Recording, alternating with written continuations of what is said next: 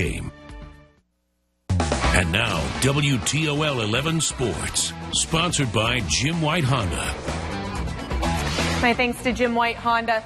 After breaking the franchise record for the longest win streak, the Toronto Blue Jays put an end to the Indians' winning ways with a 9-6 win last night. Now the question is, will the Tribe bounce back to take the final win in the 4-game series?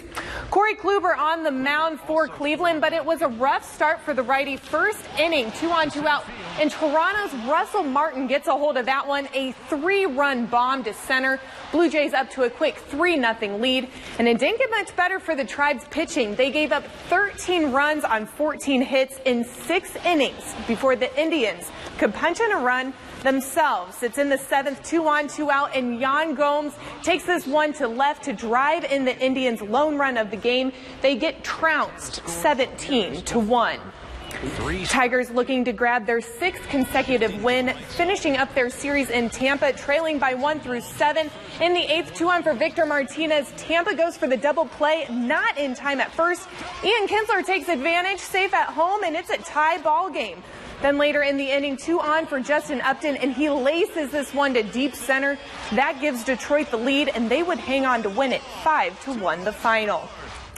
Coming in today's final round of the Bridgestone Invitational, Jason Day and Scott Piercy were tied for first, both at 5 under. We head to Firestone in Akron, Ohio, and on the 10th, Piercy makes that long putt there.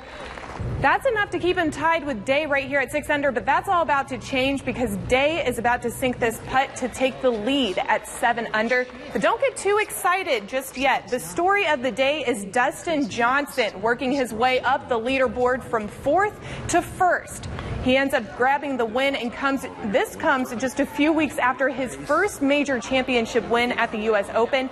Back-to-back come-from-behind wins for Johnson, and it's his 3rd World Golf Championship win. Now, golf is a sport you can enjoy at any age, as we just saw. Just ask the bunch that shows up at a course near you at the 1st and 3rd Tuesday of every month. Dan Cummins has the story of these weekend warriors on the links. A morning at South Toledo Golf Club, and Bob Barger is collecting the cash for skins for the Toledo Post. The Golf League began in 1921, part of local service clubs like Kiwanis, Rotary, Chamber, and the Toledo Post. Now, guys in their 70s, 80s, and yes, even 90s. 1952, and I was a member of Toledo Post, and they rooked me into being captain and activities director of the Post. So I was that for years and years. Barger, he's 94, moves a little slower, but he still loves to play golf as much as ever. Yeah, I think that's kept me going. I was always active. I went through the Navy V5 program and ended up as a Navy flight instructor, and I had an active life for 4 years. I played service ball quite a bit. Greg Fish from Toledo Traditions of Golf, hosting the league a lot of weeks. Golf is a game of a lifetime, so we see guys all the time that are well into their 80s and enjoy coming out here. They enjoy the fun, they're laughing, you know, they're having a good 4 or 5 hours together. And Bob Barger conceding one thing to his age: he quit playing tennis at 88. That was 6 years ago. Dan Cummins, WTOL 11.